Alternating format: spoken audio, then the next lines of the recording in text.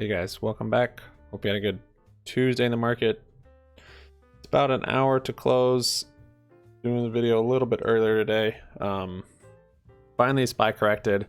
All of my short-term market bearish plays expired yesterday. Was it yesterday? Yeah. And I didn't have capital to roll them over. I've not had to mess with margin requirements in this way before, so I didn't know all the tricks, but I was going to share actually some of the ways the hedgies are basically dealing with their margin requirements is the same way I think I'm dealing with them. So we're going to talk about that. We'll talk about GameStop and the chart and the SPY and the overall market. Sub up, like up, comment down, whatever you want to comment down. Happy money sticks around. We have a Twitter you can get on, and Discord if you would like. So market today finally corrected on the daily. We had it back here and then this kind of blow off the top. It wasn't supported by a higher RSI though, this higher price, so that's a divergence, which is why it came back down today. However, on the daily, I mean, it is actually still bullish with this MACD. It's crossed over and green over the 9 moving average. This was just so far off the moving average, it had to come back to here. So I'm not actually calling this yet. On the hourly, it's bearish. So tomorrow it'll probably come down some more, and then we'll just have to wait and see if kind of what happens from there. Because it as long as it stays above this moving average and the MACD stays bullish, it'll keep melting up as it has been. We really have to see these things shift for the momentum to shift.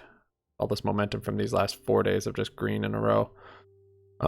That being said, though, on the hourly, like I said, it's bearish, and today was a pretty big sell-off, but it's, as you see, it's rebounding now, and it didn't come out like the RSI didn't get real low on it for the hourly for today like it did back here, and then you had that bounce. So we also have, I think, Powell speaking tomorrow, FOMC maybe the next day, and that sometimes going to move the market. So Powell typically calms the market and makes it go up. So I actually did some day trading today on SPY puts since I wasn't able to roll any of those positions over. And yeah, worked out pretty well. It was like 140%, I think. I picked them up pretty close to open, which I typically don't like to do, but I just saw the weakness and saw that, it basically was going to correct today. Based on it being below the 9 moving average, the MACD had crossed over. The candle hadn't closed, the hourly, excuse me, but for where it was, it just looked like it wasn't gonna rip up and close bullish. So I figured probably bearish, and then I closed them out down here. So timed it pretty good, not a huge position, but made something. There it is, 430. So I actually went back in, then I got back out. I was like, I shouldn't have done that. So I bought 436 SPY puts at sometime like 9:45 maybe. Looks like it's coming back up actually over VWAP right now. Maybe it'll bounce off that 180 moving average. And then I sold. So I bought 3 for 73 cents, sold one for 156, sold one for 146, and sold one for 138. That was what I did on here. I did on here because I didn't have any buying power on my E-Trade account, which we will go over. Kind of interesting. So that's the SPY. Yeah, it'll probably rip up to this moving average, maybe even come up and test this resistance at like 440. But I mean, unless if it keeps going up, I think it'll probably not be green tomorrow. However, you don't know with the SPY because it is still bullish on the daily. So we'll see. I'd like to yeah, I like credit spreads. So, but what sucks about the credit spreads is you can miss out on big moves, and when it's very low, slow moves and consolidated, the premiums go down, so then you can make a lot on naked calls or puts. And it's when it's volatile like this when you want to sell credit spreads, because then the IV's higher. So sometimes it's a good play, sometimes it's not as good, but I like them both ways because it caps my gain, so I know kind of what I'm looking for. And I don't know, I guess debit spreads too work that way, but for some reason I like credit spreads better. GME, it's it's coming down today. It just basically moved with the market. The volume today on GME is silly, but yeah, it's basically just copied the market. So this is the market SPY, and this is GME, and it's basically done the same thing on less volume than yesterday. And it's pretty crazy, actually. This thing is just, it's not filling in anything. It's just gapping everywhere because it's just so illiquid. There's no liquidity to it. It's getting drier and drier. So when this thing starts to go, it's just going to be gap, gap, gap. It's going to be wild. On the hourly though, it is bearish. MACD has crossed over bearish. We've got 9 right under the 9 moving average. Going to bounce right up now to beat VWAP along with SPY.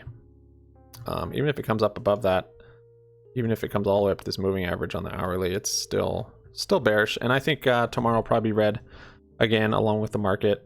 And I look forward to test kind of this 173.5, kind of right here where the bottom of this body is and the bottom of this wick, 173 or so.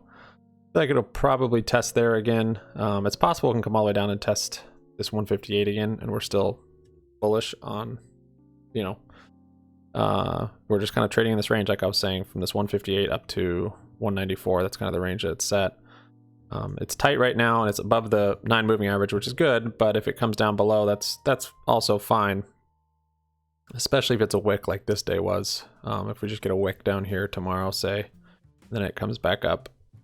Even if it closes and it's a body down here, that'll still be fine. And even if the MACD does cross over back bearish, that's fine also, because like I was saying, as long as we stay above this support, because we could come down and test this 160 area support. That is definitely a possibility. Depends on what the market does.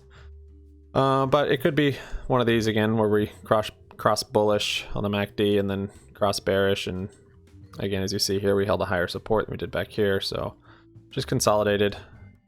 Or we could be right here, honestly, and we could be ready to rally very soon, like tomorrow. It really could go either way, but this MACD is still looking good to me, so yeah, it's when it's moving with the market though, we're not going to go crazy. It's got to inverse the market. It's got to inverse it's got to inverse the market pretty much. We really go crazy. So the plays I did today, let's see, I can show you this. Yeah, so kind of confusing, but basically I had a margin call and they wanted 15 grand to either close positions or add funds. And so up here it said maintenance excess negative 15,000. It was in red, very scary. It said I was going to check it by the 30th, so I figured by the 30th I had time to do one of those things. And then today I noticed it was actually starting to buy puts for me, and I actually started to buy one. I bought one put out of the money to see how it would change my margin, and it did. So I was down 15,000. I bought one far out the money put for $1 all the way out the money, and it changed it to I think 12,000. And then E-Trade automatically started buying puts. So it bought, some of these are from it. It bought a 20 put, a 10, or no, I bought the 10 put. It bought a 20 put, a 30 put, and did those on its own. And the fills on it actually got better than what I would have gotten, so I'm glad it did it automatically. The mark was 1, let's see, the market price was, was 2, and it got it at 1, so I guess when the home team is pulling the shots for you, you can get better fills. Did 2 of those, and I was still down maybe 10 grand on margin, on what I needed for margin. And looking at the chart on GameStop, I was like, well, it's clearly following the SPY. TA tells me this is bearish, even with this pretty nice bounce right here in the short term. On the hourly, it's not a great play to the bearish side, because on the daily it's still bullish on the daily. But I figured it's bearish. I also basically have buying power then, because with the margin on negative 15,000 margin excess, my cash buying power, margin buying power, day trading buying power right here, this is all at 0. So what I did, I bought, now it's just becoming a mess down here with all these, because it automatically makes some spreads and stuff. It's very confusing. Let's see, where is it? So all the puts that I sold, it basically, the puts that it bought, it combined them. So it's turning them into like calendar spreads. Yeah, because actually the ones that it bought, it gave me 10 days. The ones I bought, I just had till Friday. But I bought these. Here they are. 170 puts for Friday. So I bought these for GME, and these were up like 20% at one point. They're down 6% now. But what this did, I bought 2 of these, and these cost $227 a piece. Yeah, a piece. Okay. So $227 a piece. So what? About 440 or 450, 460, 460, and that gave me the margin to go from negative 10,000 of margin requirements to positive 23,000. So now I have $23,000 in buying power, 79,000 in margin buying power, and 79,000 day trading buying power. So that's kind of a real world, real life example of what the hedgies are doing, I believe, to use the options to fulfill margin requirements and kick the can and roll things over. And so it's kind of crazy to think how kind of thin of a line they're trading on for them to have to, do this. It's also interesting just how much margin when you open up these spreads or, buy puts or calls to hedge a position, how much margin you get back for it. So you imagine I got back, this was, I guess, 33,000 in margin for only spending $460. So they spent, I don't even remember how many millions and millions on those options. I don't know. I don't remember. 20 million, something like that. Some crazy number they're spending on options. So that shows how much, if they are using those, which I believe it's pretty much guaranteed at this point, shows how much they are in the hole for margin on this thing, because that gives them a lot of leverage. So that's where I am at. I've got puts on GME. Yes, I do. I bought some. I've sold some. At least I have buying power. If this thing starts to take off with volume, beginning of the squeeze, I will be able to buy some calls for next week. We still have a lot of calls for this week. I've got 66 320 calls, so this is pretty far out the money. And so far, it's not looking like, nothing's happening yet. It is only Tuesday. We could see Wednesday, Thursday, Friday. This thing we could test this high by then. Really could. But even if we come up to 220 or so in the next few days, if it's slower, those calls those will be more valuable. And so I could sell some, make it free or get rid of them. My end of the month thesis still is playing out. Back here, this was on a Wednesday. We had this huge green day at the end of the month. These other days, it was, I don't know if they're on Wednesdays or not, but basically the last trading week of the month. The one thing though that is kind of, I wonder if it could potentially be stopping it, is the reverse repo today was almost $1 trillion. Cass shared this on our Discord. So yeah, we're 927 billion on the reverse repo today, and she pointed out that at the end of every month the RRP is very high, so it seems like they're definitely using that to balance their books, and because it's at the end of every month. And last month we didn't have a run up. I think that was probably because of share offerings, but I'm still hopeful for end of the month covering of failed delivers.